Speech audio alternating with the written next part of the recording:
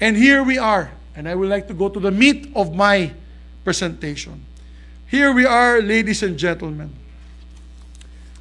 Excited po magpapasok ng panibagong importation ng asukal sa ating bansa.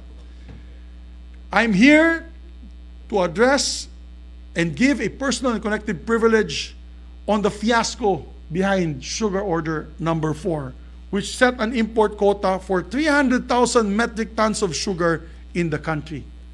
Madam President, it was released without the authority of the President, who concurrently heads the Department of Agriculture. The chairman of the SRA is the President. It was immediately caught by Malacanang on the same day that it was uploaded on the SRA website and has since been deleted and also condemned by Malacanang. The unauthorized release of Sugar Order number 4 is absolutely reprehensible and must be investigated, including us here in the Senate. We should look into this, Your Honors. Nakatikim na po sila ang SRA ng TRO at writ of preliminary injunction mula sa mga korte natin regarding a previous importation order which came out in February. Madam President, nagpalabas sila ng earlier sugar order importation, SO number 3. Ito po ay nag-take in effect and nagpapasok ng sugar dito sa ating bansa last July lamang.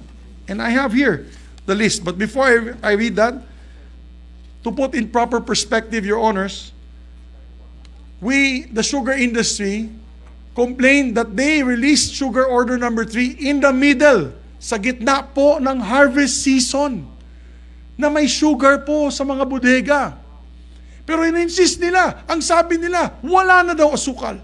Nagagalit na daw yung Coke, yung Pepsi, lahat. Kaya, ang ginawa po nila, pinilit nila ang importation. There were two courts in Negros Occidental, RTC in Sagay City and RTC Regional Trial Court in Himamaylan City that issued a temporary restraining order until they can explain to the courts the necessity and the need to import sugar at this time of the milling season. Alam mong ginawa po ng SRA, na mga kaibigan natin sa SRA, ang ginawa nila, tinuloy pa rin nila ang importation. Why? I do not know. They came out with a ruling from the I think it was the presidential, I don't recall what agency, but they waited for an OGCC ruling that said that the TRO only was for Negros Occidental. But there are many intelligent lawyers here, Your Honor, to know the fact, and I've spoken to some lawyers that said when a court releases a temporary restraining order, according to the lawyer friends that I had spoken to, that should have been for the whole country. Because the question of the court was to explain the importation for the whole country. But they circumvented it, Madam President, and they still imported the sugar. Now,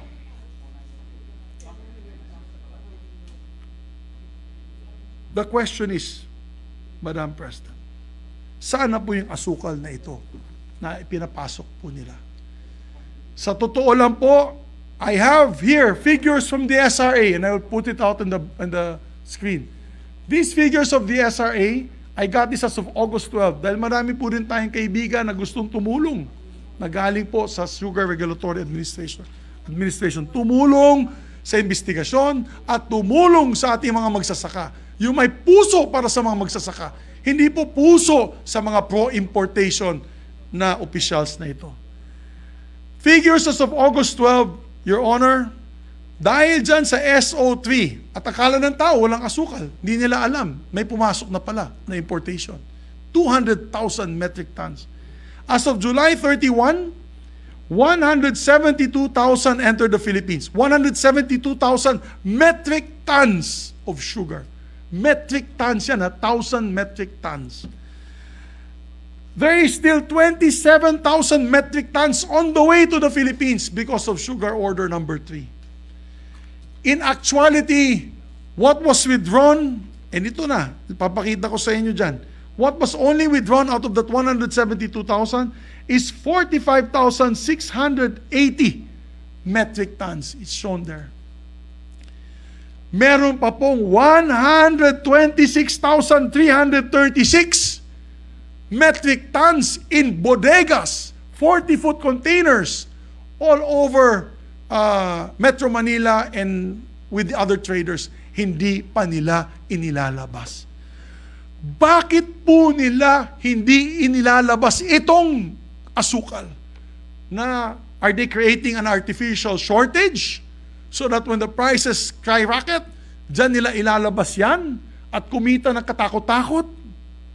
Bakit nila hindi nilalabas ito? Ang masama nito, Madam President, kung gusto talaga, o masama nito, gusto pa nila magpapasok, mag-import pa. They want to continue importing when we still have stocks that they haven't even released to the end users. If the SRA truly wants equitable sugar prices for our industrial users and retail consumers, di sana ilabas na nila yung imported na asukal of over 127,000 metric tons na ipinasok nila sa earlier sugar order number 3, which had just come in last July. My question, my dear colleagues, bakit po nila gustong ilabas muli, magpapasok muli ng 300,000 metric tons of sugar na punong-puno pa ang mga bodega ng asukal?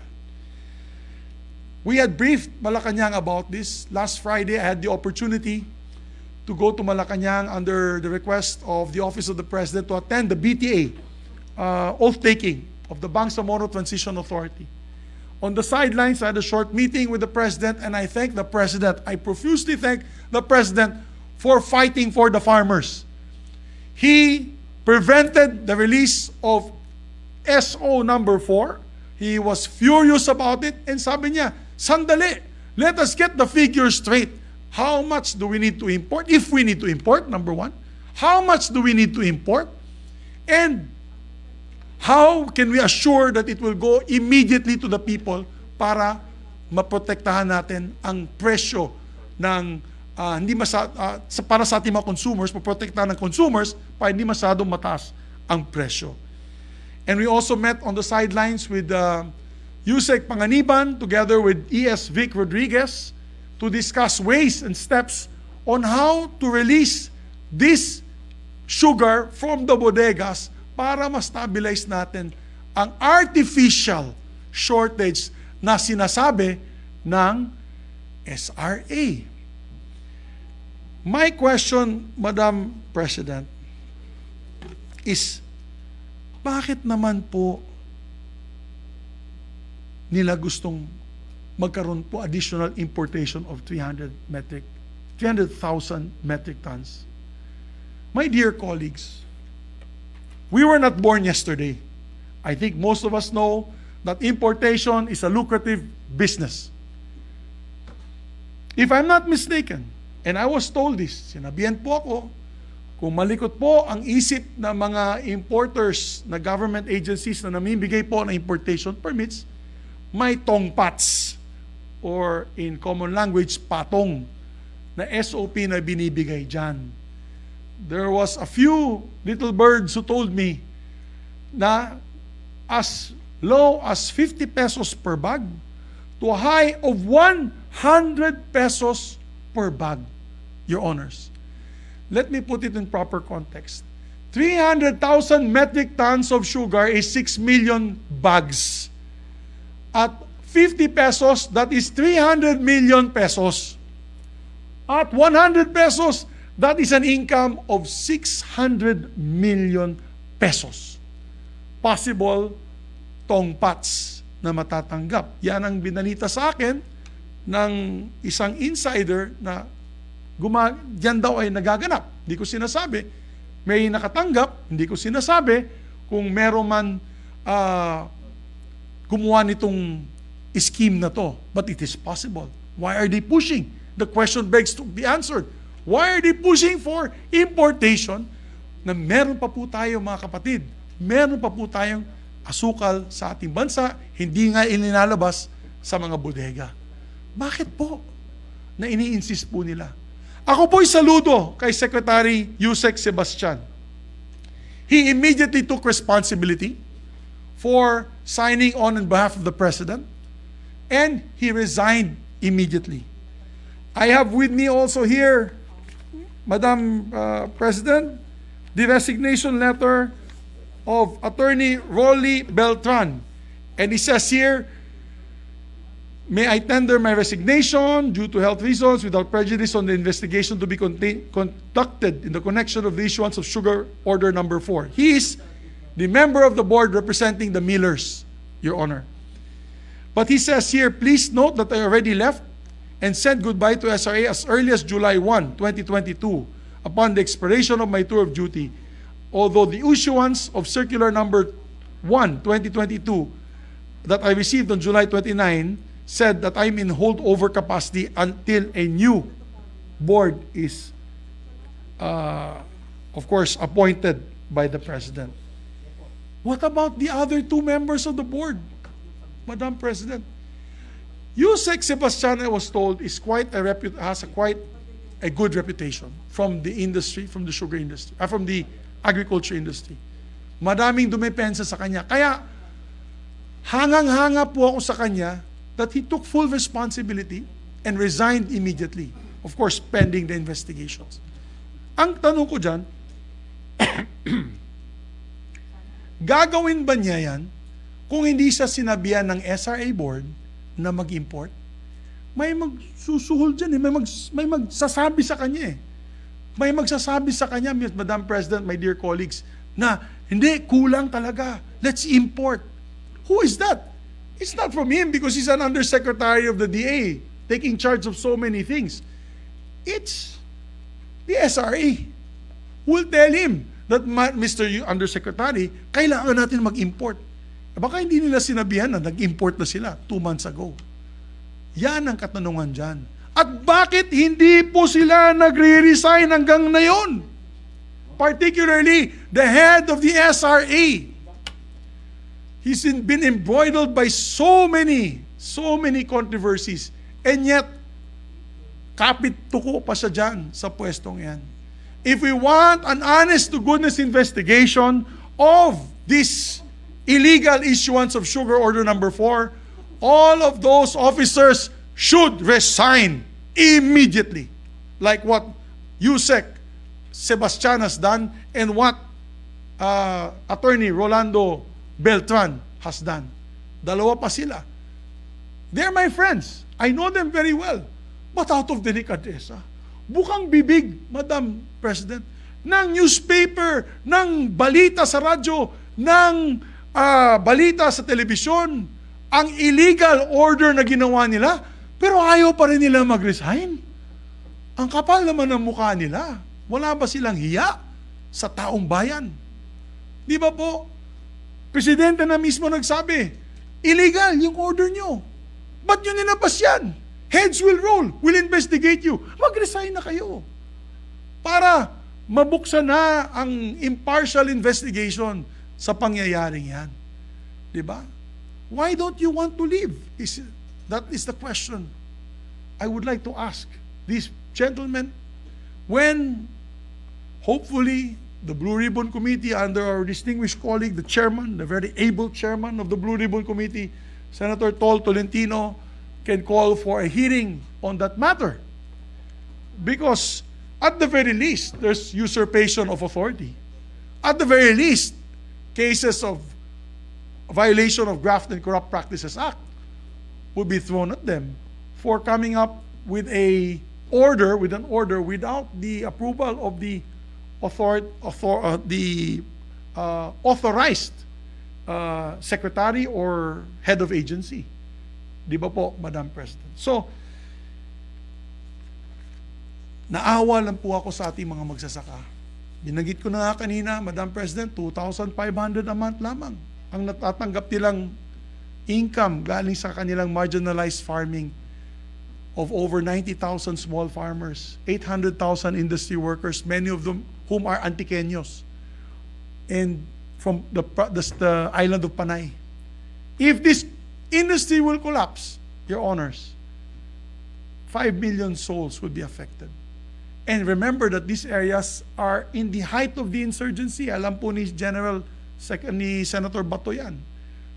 The Chicks area of Negros, many areas of Davao, Del Sur, Bukidnon in the hinterlands where they plant sugarcane. Pag mag-collapse yan, sigurado, tataas na naman ang insurgency. So let us help these poor farmers, Madam President. Let us help the President get to the bottom of this. Let us investigate and find ways to build a better, more responsive, more inclusive SRA. Hindi lang para sa sugar sector, kundi para sa bawat Pilipino na araw-araw gumagamit ng asukal. Madam President, you were with us in the campaign as member of the unit team together with Senator Jinggoy, Senator Sherwin, Senator Mark Villar. Hindi ba bukang bibig natin palagi? Buy Filipino farmers' products first. Buy Filipino first. Yan din bukang bibig ng Presidente. Mr. President, at this juncture, I move that we recognize our Deputy Minority Leader, no other than Senator Risa Ontiveros. So move. Senator Risa Ontiveros is recognized. Salamat po, Mr. President. Would the good SP allow me to ask maybe half-dozen lang short follow-up questions sa I would be honored. kanilang privilege speech? I'd be honored to answer the questions of our distinguished Deputy Minority Floor Leader. Salamat kaayo, good gentleman. So, like our colleagues, Mr. President, I look with great interest at this SO number 4 and how it came about. Kasi tila may mixed signals sa decision making sa pagitan ng Department of Agriculture at ng Malacanang. Ang tanong ko kasi, Mr. President, would former USEC Leocadio Sebastian issue the order without being given a green light? I don't know. I would not like to make a guess, Your Honor, kasi people's reputations are in line here. Exactly. So maybe when the time comes, let's ask him why he signed the order on behalf of the President. What gave him the motivation to sign? Was it because he was being told by the industry that there was no longer any sugar? Things like that. I wouldn't know. He may also say that he was told by someone. So anything can happen during this hearing. That's why what is important is we ask him directly. There's also, I believe, a parallel investigation being done by Malacanang on this issue. Thank you, Mr. President, and to the good SP. And indeed, sabi nga ng good SP, reputations are on the line. And speaking of which, si Mr. Sebastian, di umano, ayon sa news reports din, batay sa news reports, career official sila with long years in the Department of Agriculture. Kaya baka maging hula ng iba, he probably would not act without a clear directive. So, Mr. President, kasama ng good SP, gusto ko sana kasing tanungin, sino kaya ang nagbigay ng green light na ito? Would the good SP like to hazard a guess? I would like to guess that it was not the President because the President was the first one to get angry and stop the order. So definitely it's not the President. If there was anybody who, kung may nag-udyok sa kanya na pumirma dito sa SO number 4 na ito. Salamat, Mr. President. Kaya kasabay ng good SP, I will also, yes, be asking this question of Mr. Sebastian pagdating sa hearing. Sino ang nagbigay ng green light na yan sa kanila? So, not naman once and for all, but for this afternoon, if the good SP would indulge me, alin ang mukhang mas plausible na theory? Was Mr. Sebastian given authority to issue an importation order by the Executive Secretary? Or was it simply an importation plan as explained by the PCOO, Mr. President? I do not want to guess that as well. As I will tell you though, that the executive secretary is very angry at the guy. In our meeting last Friday, talagang galit na galit siya dahil nadadamay na naman siya sa isang, according to him, possible demolition job dyan. And the fact, according to him, and I think in the proper time, he'll probably say this, it was he, according to him, it was he who took that matter to the president. So he brought the SO4 and showed it to the president, and the president said that, boss, pinirma niya to on your behalf. Bali, binuking niya, according to the executive secretary. And then the president was so angry and said, no, cancel that. So he gave the order to cancel it immediately. So in fairness, if I listen to, and if I believe the executive secretary in saying that he took it to the president to tell the president that there's such an order coming from these four. Thank you very much, Mr. President. Ano Good to, first-hand SP. information to, Your Honors. He Opo. talked to me. So, the proper time, maybe we can ask him to, of course. Indeed, Mr. President. And we'll do po, good SP. So, to the facts now. Meron po bang shortage ng raw sugar? Una mula sa domestic sources natin. Right now, we are starting to harvest. We just finished the what you call the lean season. We're in during rainy season, tigil yan eh. Kasi the Tawag trucks, dati, the people. Tiempo muerte, ano po? Yes, Sa Negros. correct. Wala pong milling dyan. That's usually the months of June, July. In certain areas like Bukidnon, it's until August, September. So that's the rainy season, about 2 to 3 months maximum. But the milling season has already started. It's opened already last 2 to 3 weeks ago. There are several mills already operating and coming up with sugar.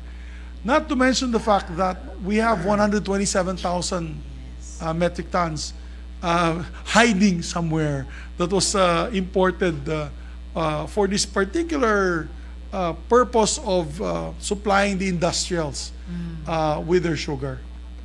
Refined sugar po ito, ang Opo. pinasok nila.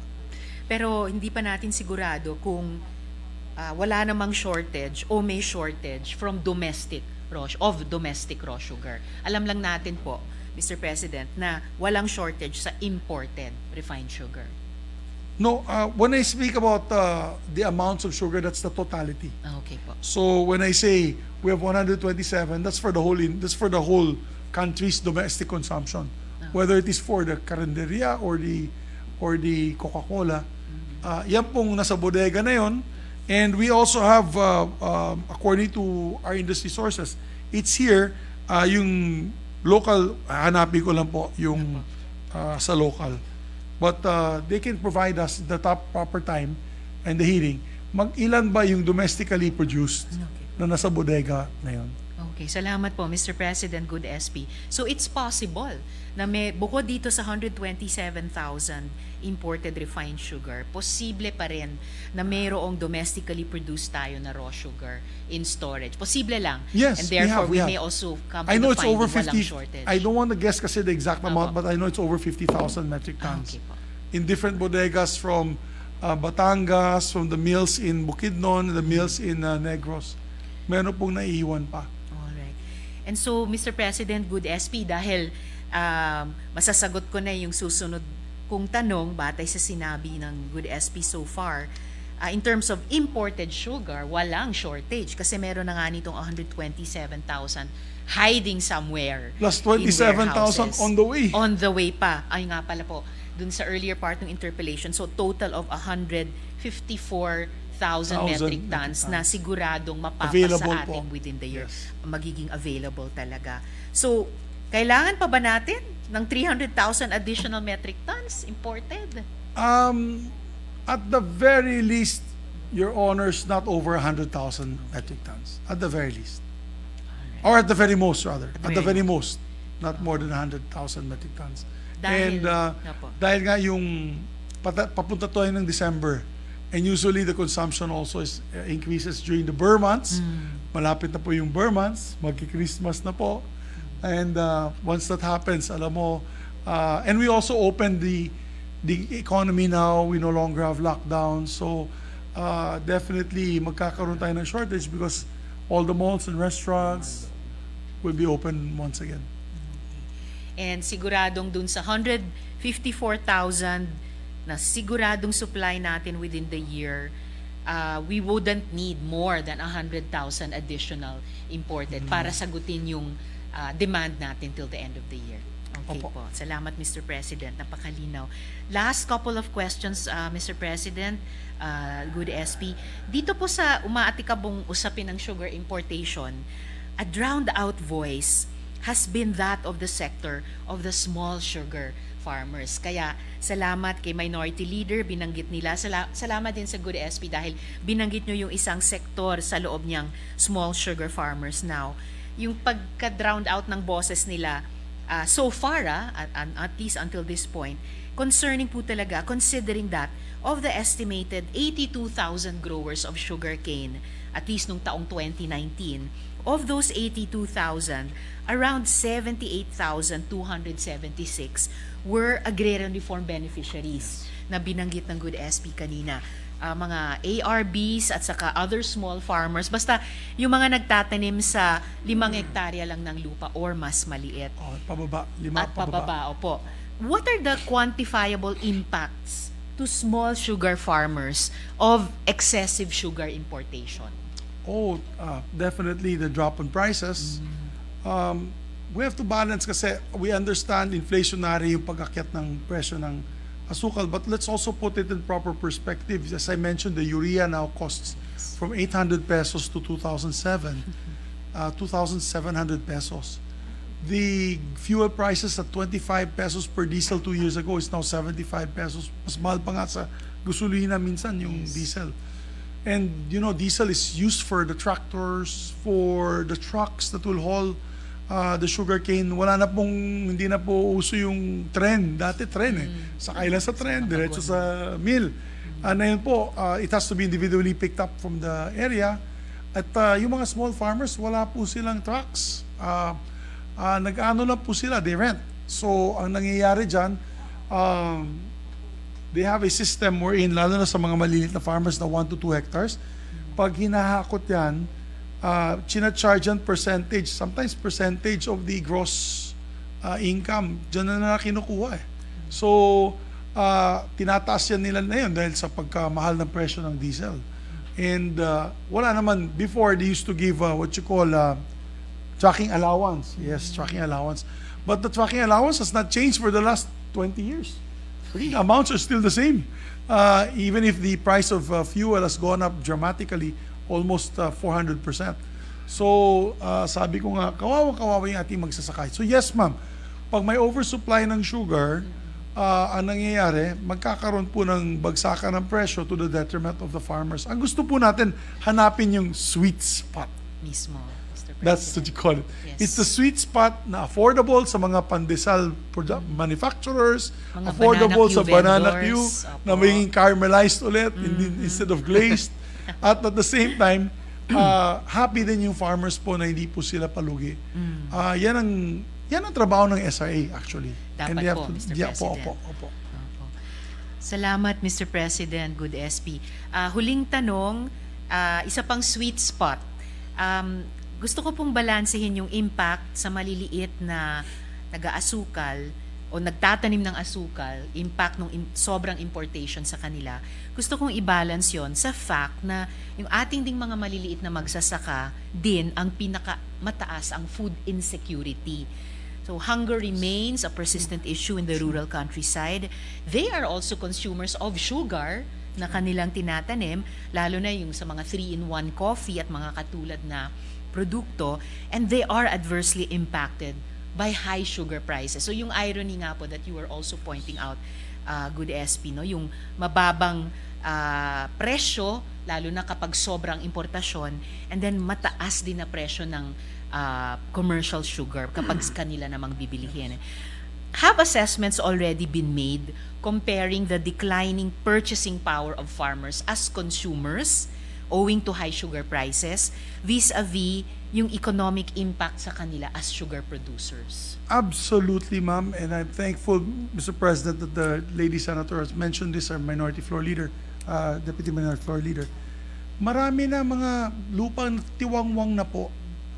Dahil, ika nga, kung wala nga sila pambayad ng fertilizer, ma'am, Mr. President, yung produksyon nila babagsak. Wala po silang maani. Dahil, imagine if they only had 1,000 pesos to buy a bag of urea, and now the price is 2,700 pesos, they can only buy 1/3 bag of urea. So instead of 50 kilos, 20 kilos na lang mabibili nila, ilang square meter lang ang malalagyan po nila ng tubo, o malalagyan po ng fertilizer kanilang tubo. Ang mangyayari dyan, they'll become subsistence farmers. In other words, ganito na nakalit yung tubo nila. Kung sana ganito kalaki, ang tubo nila ganito kalait na lang, parang kogon. Ngayon, pag hinarvest niyan, talagang bagsak ang production nila. Lalong bababa po yung income nila na 30,000 per hectare, pwedeng bumaba ng 20,000 per hectare, which means basically 1,700 per month. So, mangyayari po dyan talaga, lalong babaon sila sa utang, lalong babaon sila sa kahirapan, and kaya, if you notice, marami pong nakatiwangwang din lupain sa Pampanga, sa Tarlac, sa Negros, even in Bukidnon, inabandon na nila po yung sugar farm sila. They work abroad. They go as OFWs, they buy, kagat na lang po ng patalim, di ba? Kaya doon na lang po sila sa abroad. O yung anak, pinapa-abroad. So that is the problem, ma'am. And that's why there's a phenomenon also na wala na masyadong sugar workers who don't want to till the fields. And it's they're subject to more abject poverty. And that's why kailangan po natin ayusin yung merkado para may merkado po ng ating mga magsasaka. Para sa ganun, ay hindi po sila mawawala ng pag-asa at may bibili po ng produkto nila. Maraming salamat, Madam President, at sa Good SP for delivering this privileged speech na siguro isa sa mga kanina sinabi ko umaatikabong issue, isa sa mga siguro complex pero importanteng issue na kung makatulong ang Senado na sagutin siya ng maayos, finding that sweet spot among contending factors or issues, ay makaka-unlock ng greater productivity at saka sana more equitable development sa kanayunan. So maraming salamat, Madam President. Dagang salamat. Good Thank you. And maybe just a final point on our distinguished colleague. Alam mo sa Negros at alam po ng ating mahal na Deputy Minority Floor Leader we have a group called Alter Trade. These are a group of agrarian reform beneficiaries that are maximizing the use of the sugar produce that they make. They do banana chips with the sugar.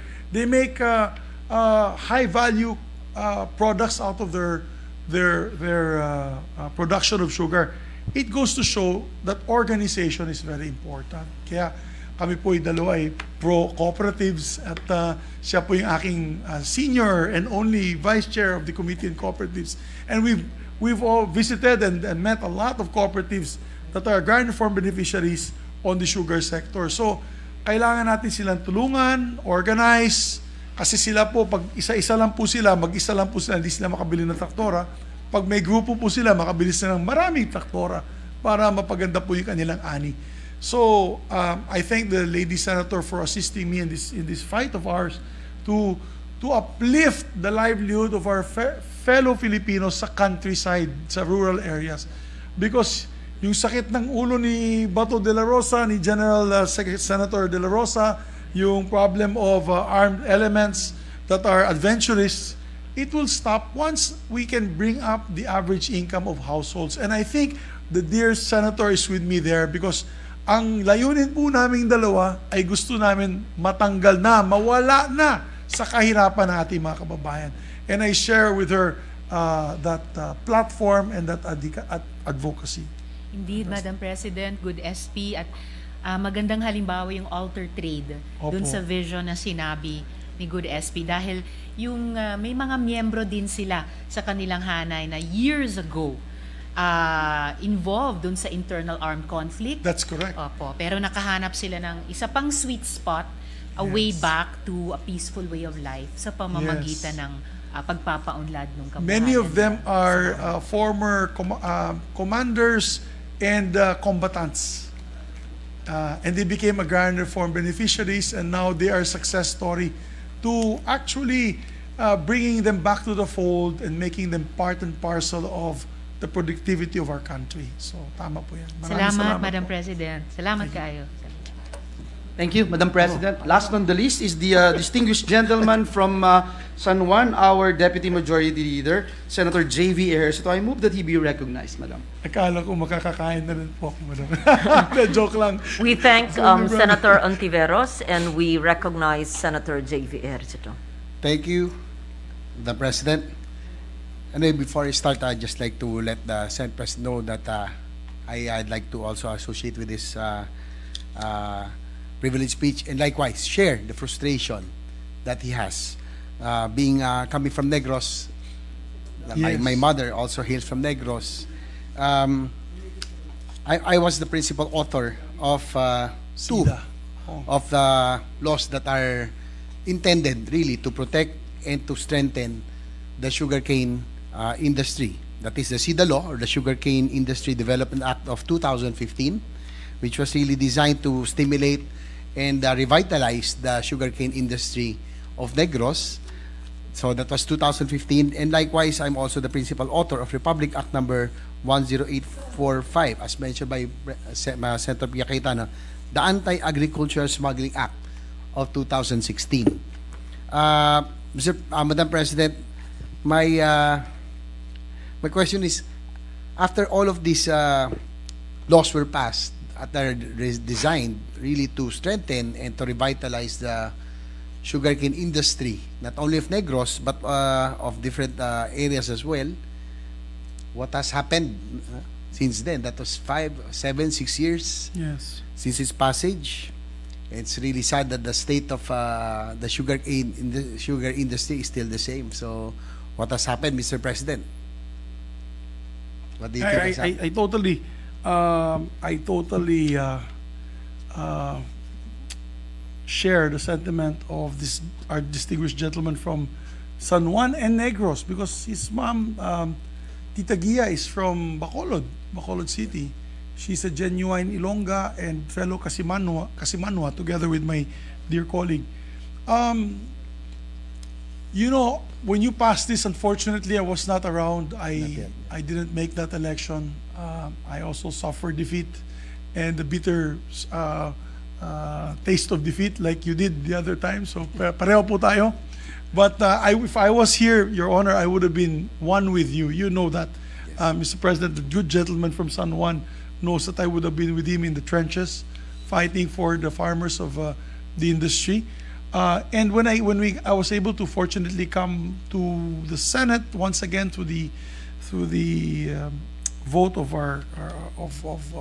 those who voted for me in the last election in 2016, I had the opportunity to see the non-implementation of your SIDA law, because in the initial year, and I know the minority leader was here with us, initial year, bigyan po ng under the law 2 billion. 2 billion, yes. Tapos the succeeding year, wala na. Ginawa ng 1 billion, tapos lumit, may isang taon yata, 800 million na It's lang. actually 700 million to be exact. There you go. From 2022 I budget. stand corrected. It was 700 million. In the law, it is required. It was the required amount was 2 billion per year to help the industry. So accordingly, ang sabi po ng DBM, dahil sa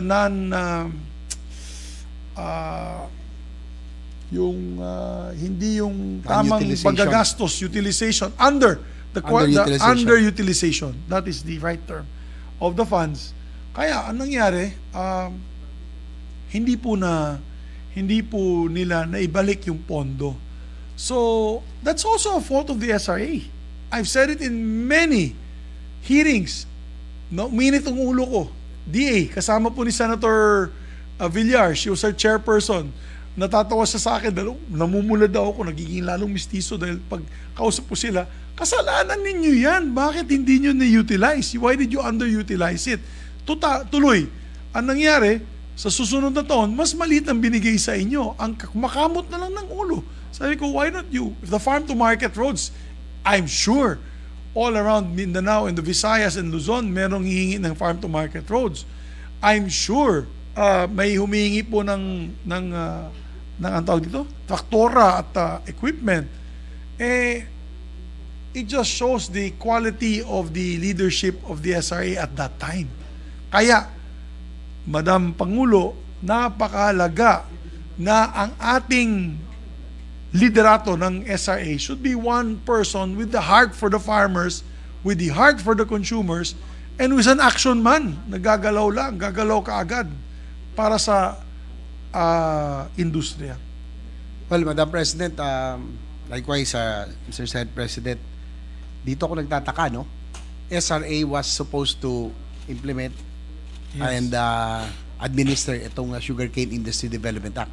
Weren't they so engrossed na parang ginanahan na sila sa importation that they forgot about already their mandate to oversee the implementation of the Sugarcane Industry Development Act designed in revitalizing the sugarcane industry. Nag-concentrate na lang sila sa importation kaysa buhayin yung local industry natin. I totally agree, Mr. President, Madam President. Katulad ng binanggit ng ating mahal na Senador Pia Cayetano kanina, we have so many good laws. Ano ba yan? That was perfect with the SIDA law and of course The Anti-Agriculture Smuggling Law, Mr. President. Anti-Agriculture Smuggling Act, which are now just footnotes in the law schools to be studied but not implemented. And that is why that is our biggest frustration. I think we really should push for the oversight functions of each committee. Tulungan natin si Senator Cynthia Villar sa Committee on Agriculture. Tulungan natin yung iba't ibang committees natin dito para matulungan natin magsasaka. Let us again, push the oversight functions of the Senate in these particular laws that we have passed. Why they have not implemented it? Thank you, Madam President, Mr. Senate President. I know that we have to go already and enjoy our merienda. But last point already is that as the principal author of these two measures that are really designed to strengthen our local agriculture industry, particularly sugarcane industry, I really am frustrated, Madam President, because 6-7 years after its passage, tama ho kayo, Mr. Senate President, parang naging footnote na lang sila sa mga law lessons, law schools, no? In the Anti-Agriculture Smuggling Act, now it's considered large-scale economic smuggling is not considered a heinous crime. It's a economic sabotage and therefore considered a heinous crime. Dapat yan 17 years or reclusion perpetua